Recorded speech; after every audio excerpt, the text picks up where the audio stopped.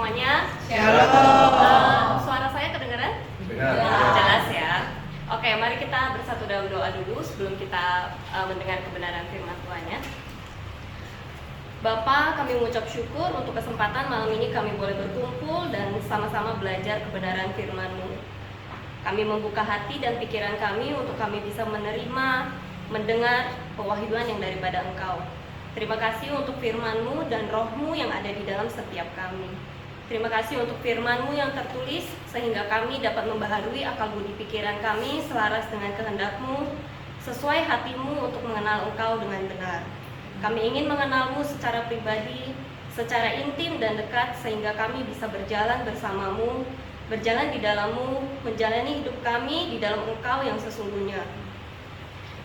Hanya di dalam nama Tuhan Yesus kami mengucap syukur dan mengalaskan doa-doa kami. Amin. Oke. Teman-teman, hari ini kita sama-sama akan belajar tentang komitmen. Sudah pada dapat sharing dari materinya? Sudah ya?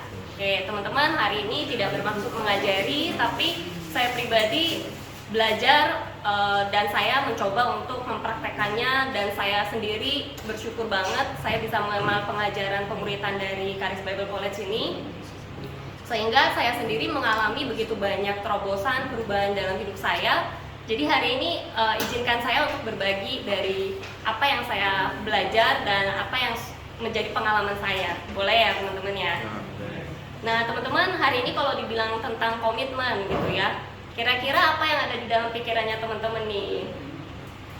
Ayo, satu volunteer. Kalau komitmen itu apa sih maksudnya? Coba Cimel.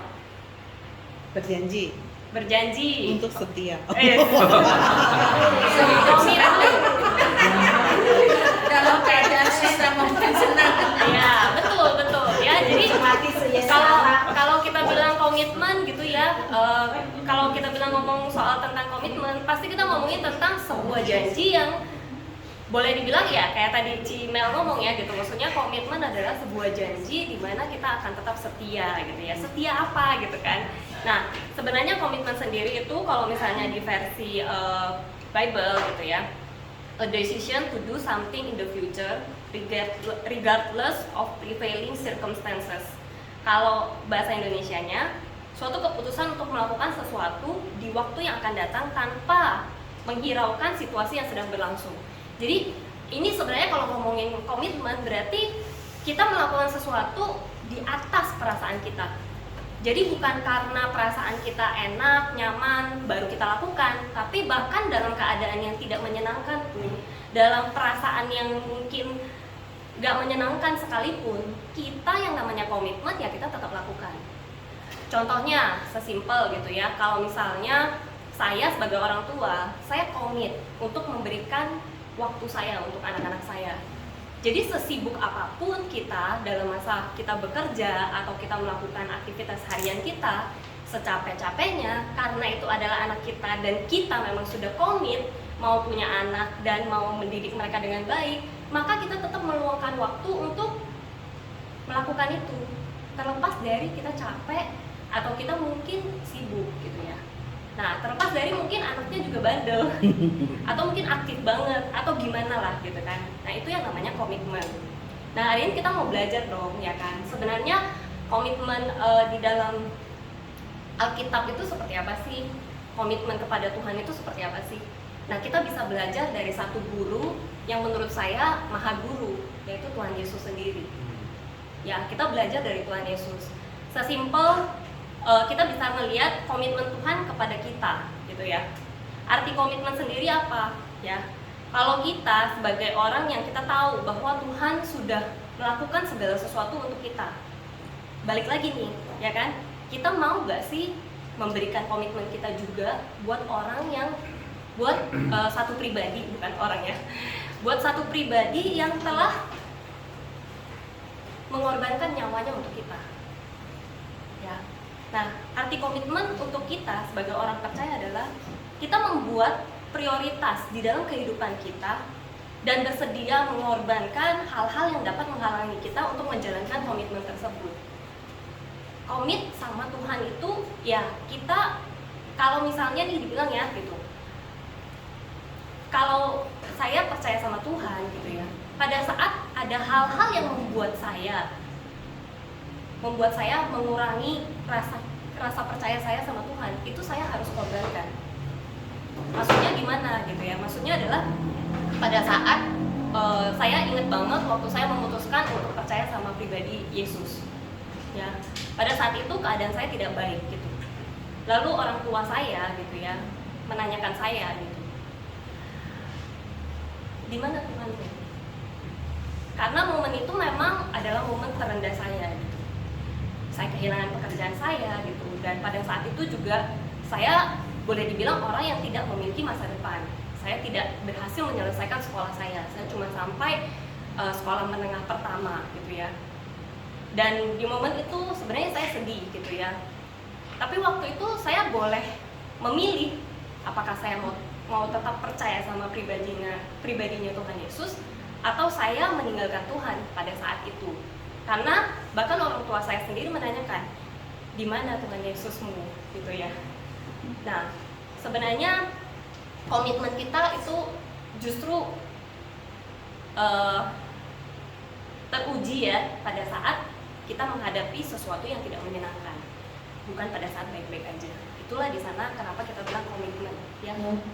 Nah, memiliki komitmen nggak berarti kita menjalani kehidupan kita itu secara sempurna, tapi kita menjalankan kehidupan kita secara sengaja dengan niat yang benar-benar kita mau komit sama Tuhan gitu loh. Nah, kita mencapai tujuan kita secara ilahi dan dengan caranya Tuhan juga gitu. Dan kita harus percaya bahwa bukan karena kekuatan kita, tapi karena Roh Kudus yang di dalam kita lah yang akan memampukan kita. Makanya tadi saya bilang kita bisa belajar dari siapa? Dari Tuhan Yesus sendiri. Ya, kita lihat gimana firman Tuhan di Lukas 14 ayat 25 sampai 26 berkata gitu ya. Berfirman bahwa jikalau seorang datang kepadaku dan ia tidak membenci bapaknya, ibunya, istrinya, anak-anaknya, saudara-saudaranya laki-laki dan saudara-saudaranya perempuan, bahkan nyawanya sendiri, ia tidak dapat menjadi muridku. Teman-teman, dulu ya waktu saya baca ini, saya nggak ngerti. Kok iya sih Tuhan suruh kita membenci keluarga kita, membenci saudara kita. Padahal di firman yang lain, Tuhan bilang apa? Hukum utama dan terutama adalah kasihilah Tuhan Allahmu dan kasihilah sesamamu. Gak mungkin dong Tuhan yang sama yang ngajarin kita untuk mengasihi sesama, malah ngajarin kita untuk tidak mengasihi keluarga kita. Bener ya teman-teman ya? Nah, cuma kalau kita salah paham, kita pikir kok kayak gini banget gitu, Tuhan kok aneh gitu ya.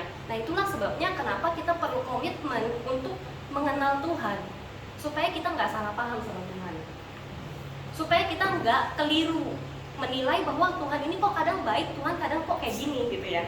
Nah, teman-teman, ini bukan perintah untuk membenci orang tua kita ataupun saudara-saudara kita, tapi kita diperintahkan untuk mengasihi orang lain seperti kita mengasihi diri kita sendiri. Nah, di dalam firman ini mengatakan bahwa kita mengasihi Tuhan harus lebih dari kita mengasihi diri kita sendiri ataupun orang lain. Jadi itu cuma perbandingan teman-teman. Jangan sampai kita jadi berpikir bahwa Tuhan kok ngajarin kita membenci keluarga kita, bukan. Tapi porsinya teman-teman, Tuhan mau kita lebih mengasihi Tuhan daripada mengasihi diri kita sendiri ataupun mungkin orang lain. Kenapa seperti itu? Karena seringkali teman-teman, kita itu lebih mengandalkan manusia daripada mengandalkan Tuhan sendiri. Kalau kita nggak sadar, kita saking mengasihi diri kita sendiri atau kita saking mengasihi orang lain, tanpa sadar kita jadi bergantung sama orang itu, atau kita mengandalkan pemikiran kita sendiri. Nah, kenapa Tuhan nggak mau kita mengandalkan pemikiran kita sendiri ataupun orang lain?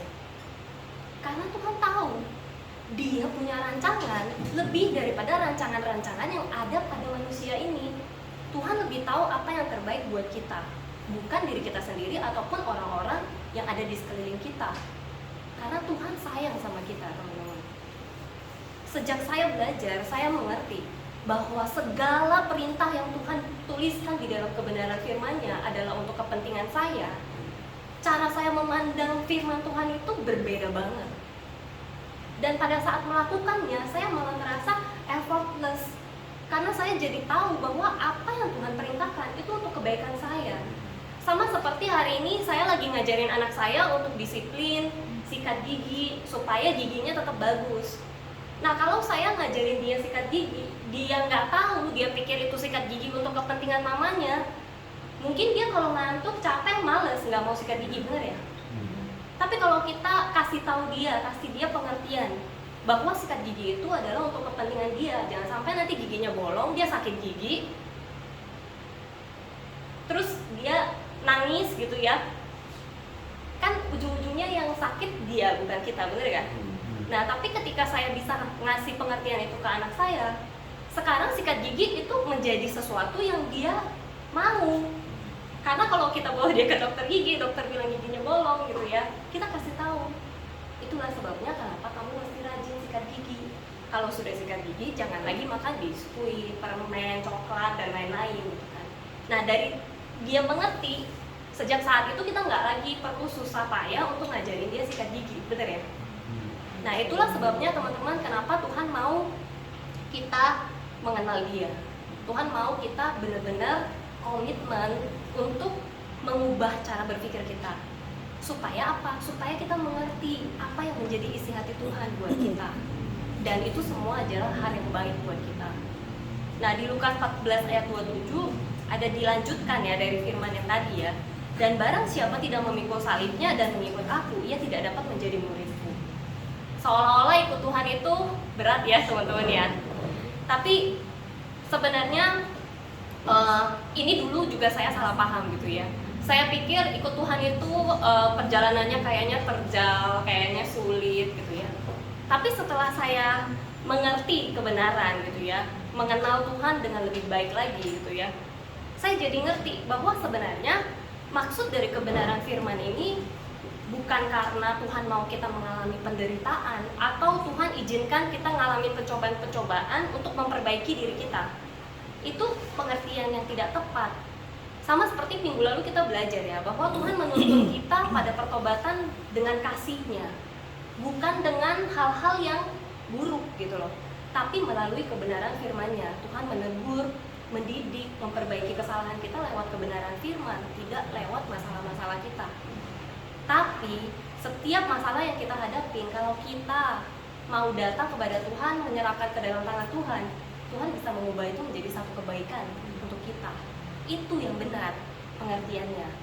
Nah, saat ini pada saat kita dengar gitu ya, kita lihat firman ini dan kita bilang, wah berarti ikut Tuhan, ikut pikul salib dong. Apa sih maksud dari salib itu? Bukan salib masalah hidup kita, bukan teman-teman ya.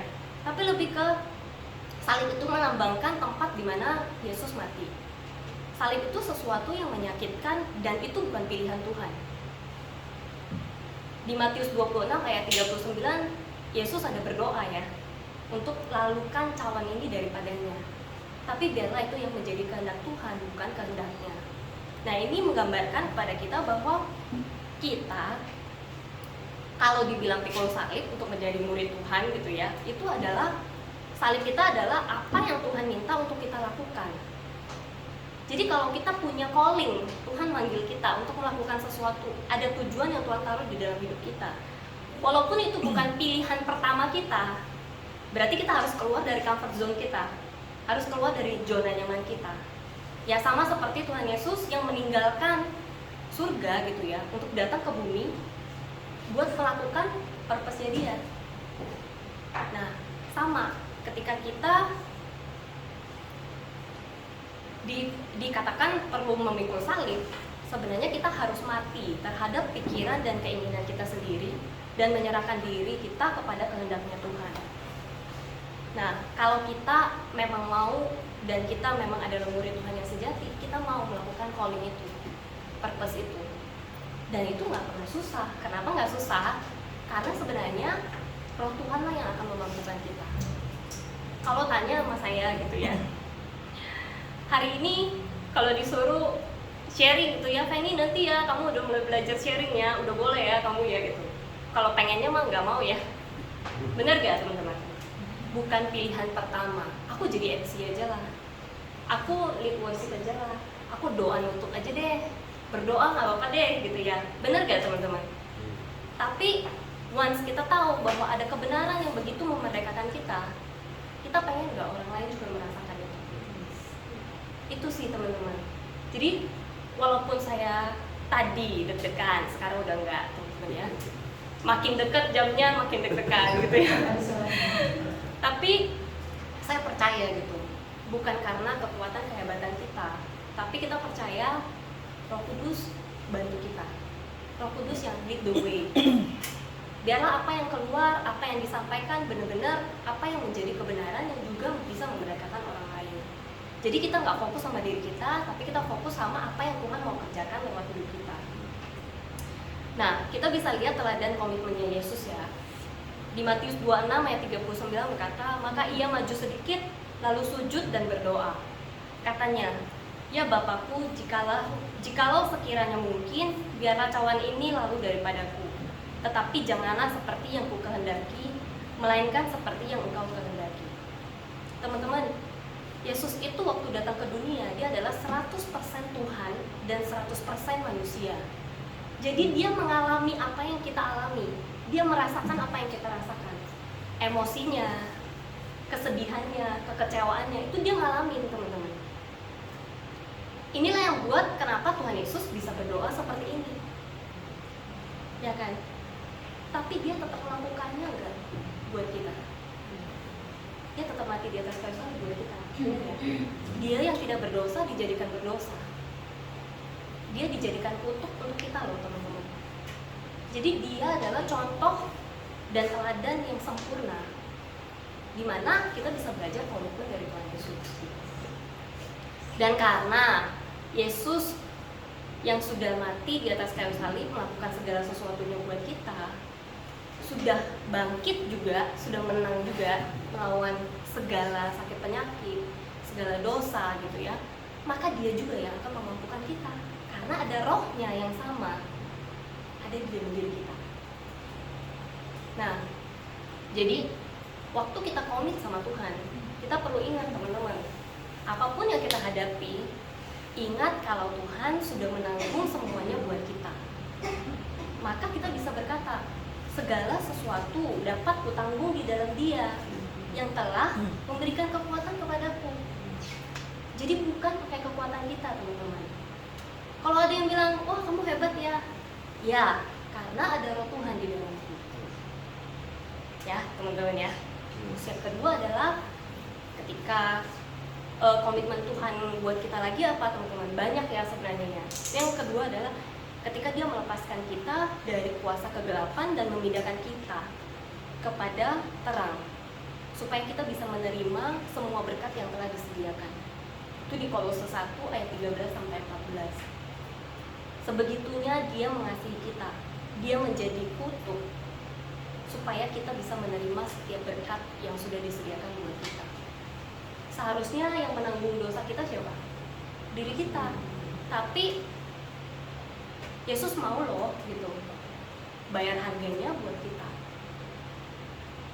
Nah, lalu kita sebagai orang percaya yang sudah menerima lebih dulu gitu ya, karena kan Tuhan itu selalu duluan ya, dia yang mengasihi kita lebih dulu, dia yang sudah memberikan nyawanya terlebih dulu gitu ya. Nah lalu kita sebagai orang percaya yang sudah tahu, yang sudah menerima setiap kebaikan Tuhan, yang sudah menerima setiap kasih-Nya gitu ya, dan kebenaran, mau gak kembali memberikan komitmen itu sama Tuhan? Ya, komitmen yang Tuhan inginkan dari kita sederhana sebenarnya teman-teman. Dan jujur, saya baca banyak firman gitu ya, saya pikir wow Tuhan baik banget. Tuhan pengen kita seperti itu karena Tuhan punya semua yang terbaik buat kita. Dia nggak mau kita hidup kurang dari apa yang Dia sediakan.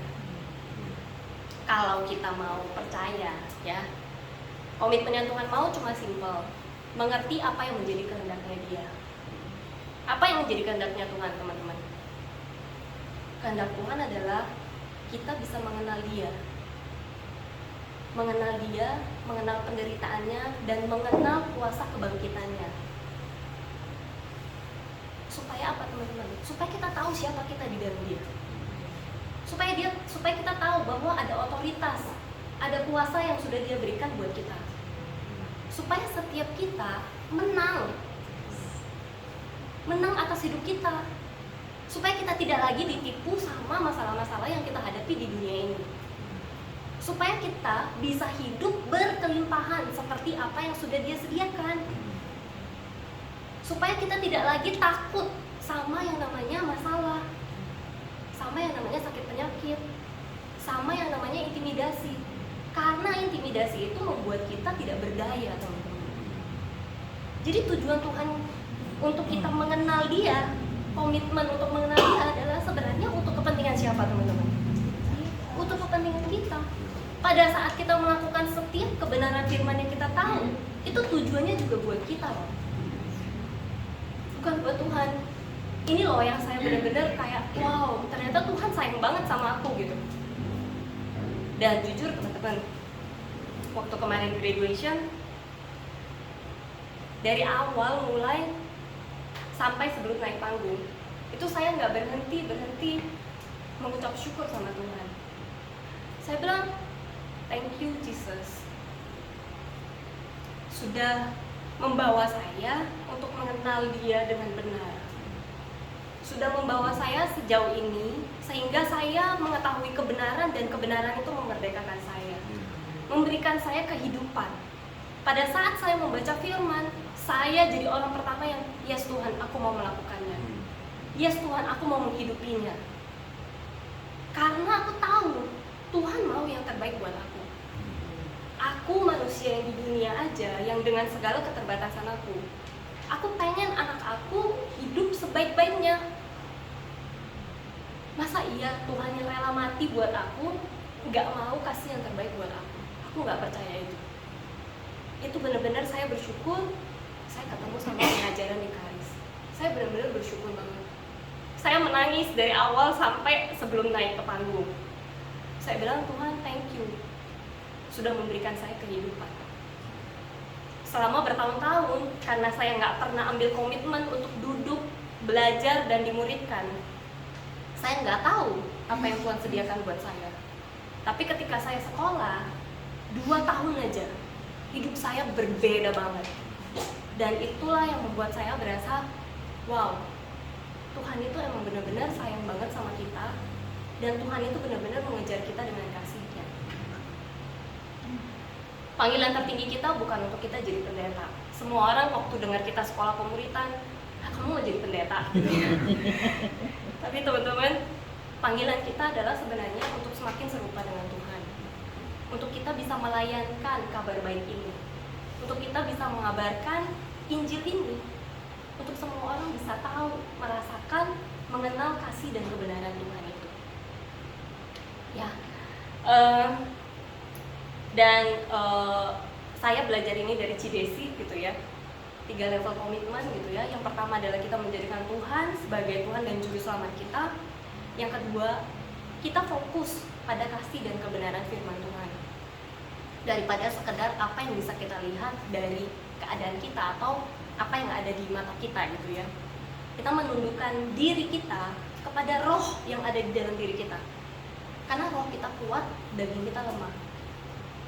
Jadi kita komit teman-teman.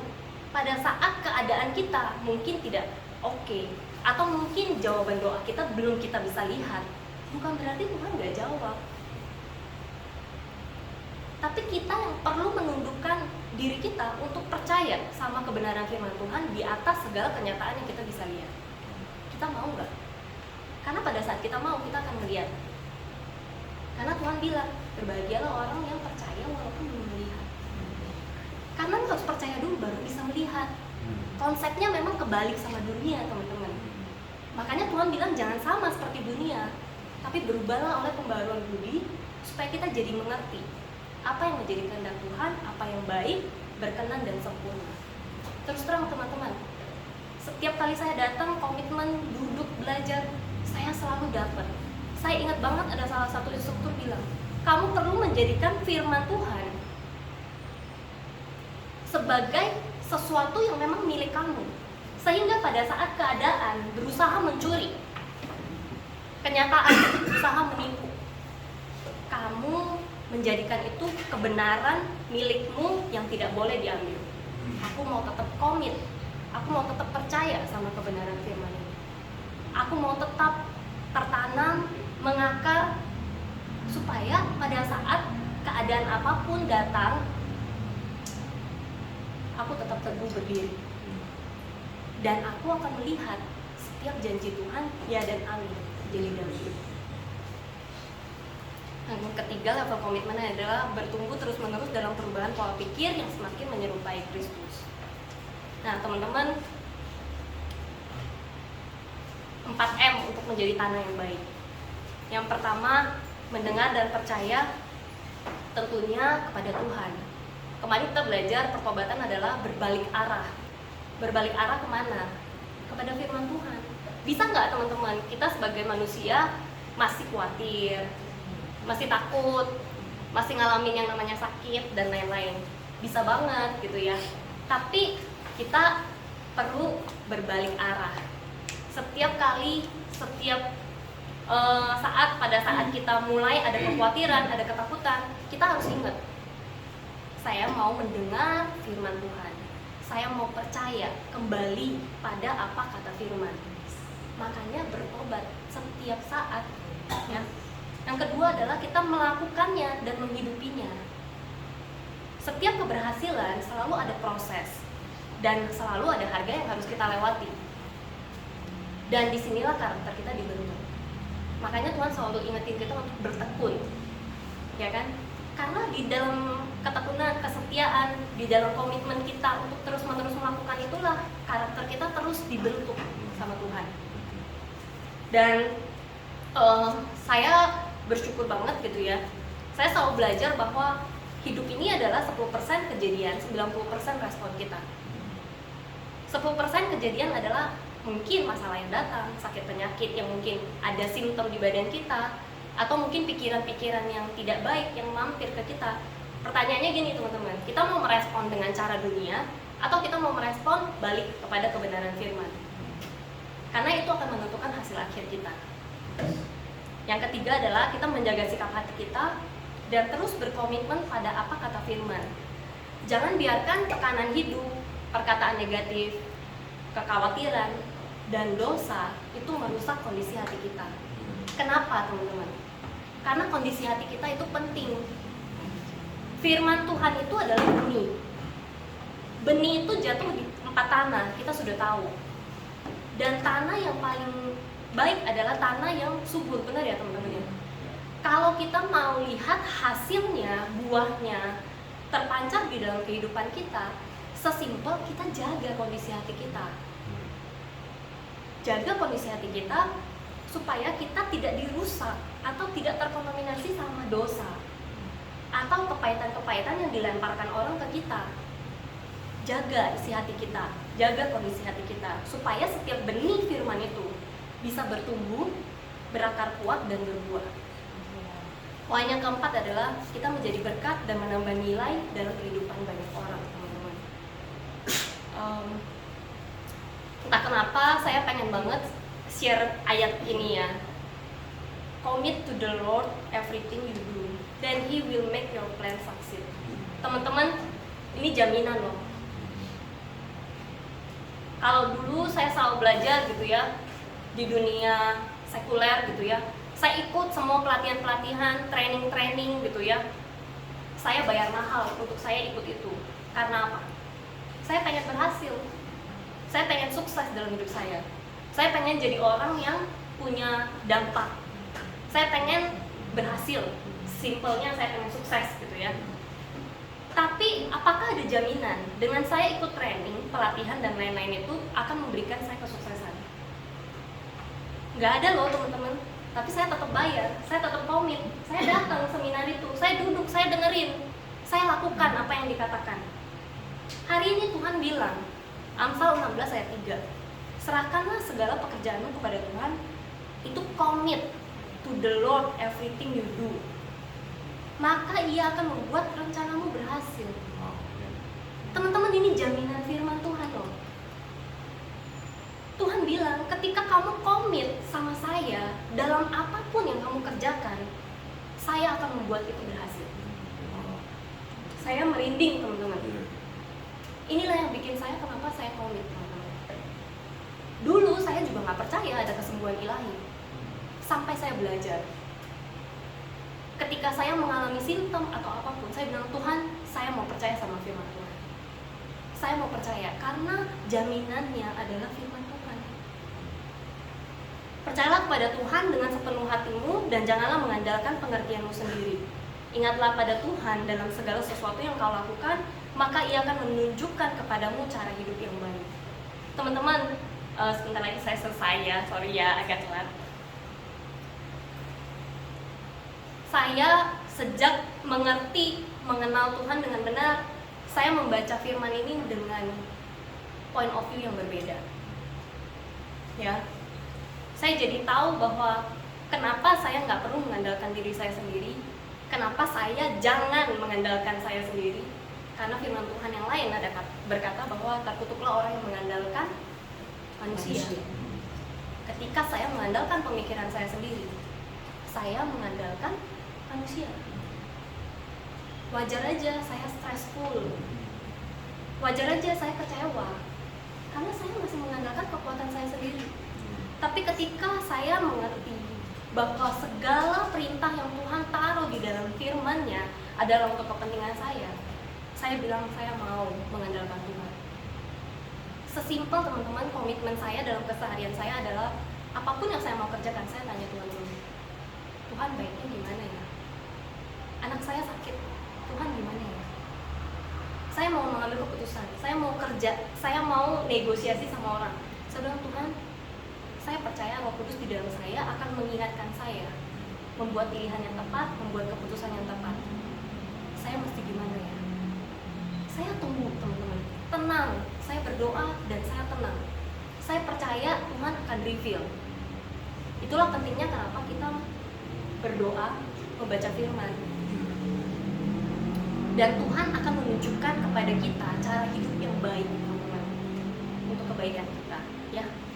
Nah, teman-teman, sebagai penutup, saya pengen ngajakin teman-teman untuk terus berjalan dalam kebenaran firman Tuhan, tetap menempel pada Tuhan dan kebenaran firman-Nya, terus bersinergi sama sesama kita, melakukan apa yang kita bisa lakukan untuk membantu, mensupport supaya setiap kebenaran, setiap kasih Tuhan itu bisa dirasakan oleh lebih banyak orang lagi. Dan kita sama-sama bertumbuh, kita percaya buah itu otomatis.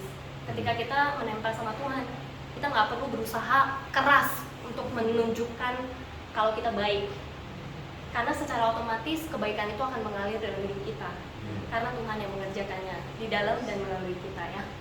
Teman-teman, kita percaya bahwa setiap kebenaran firman Tuhan seperti apa kata Yesaya 55 ayat 11, demikianlah firman-Ku yang keluar dari mulut-Ku, ia tidak akan kembali kepadaku dengan sia-sia, tetapi ia akan melaksanakan apa yang Ku kehendaki dan akan berhasil dalam apa yang Kusuruhkan kepadanya.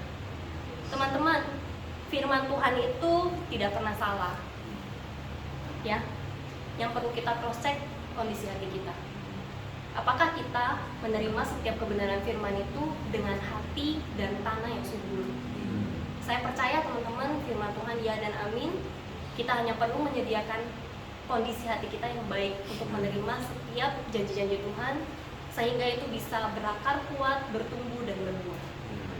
Sekian sharing dari saya. Kita tutup ya, teman-teman, ya. Bapak, terima kasih untuk kebenaran firman-Mu yang telah kami dengar malam ini. Kami percaya setiap benih firman yang telah tertabur di tanah hati kami yang subur ini akan memberikan hasil 30, 60, bahkan 100 kali lipat. Kami bisa semakin mengecap dan melihat kebaikan-Mu di dalam kehidupan kami. Kami bisa menyaksikannya untuk kemuliaan nama-Mu. Dalam nama Tuhan Yesus kami berdoa dan mengucap syukur. Amin.